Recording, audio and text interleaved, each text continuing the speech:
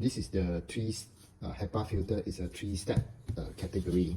So this is the block of the HEPA filter, and then this is the pre-filter, and this is the mesh filter, right? So how do you actually install the filter onto the purifier? So we actually take a look at this. This is the bottom of it. Right.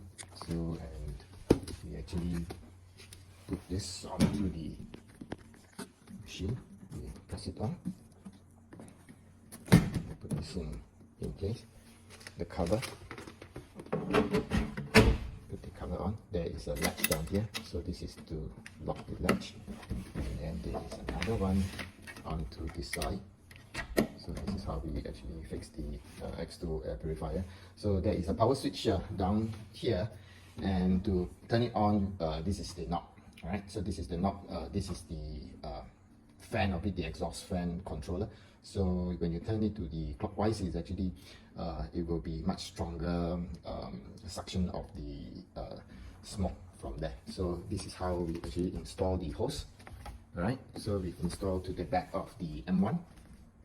Okay, so this is how the installation of the from the purifier to the M1 machine.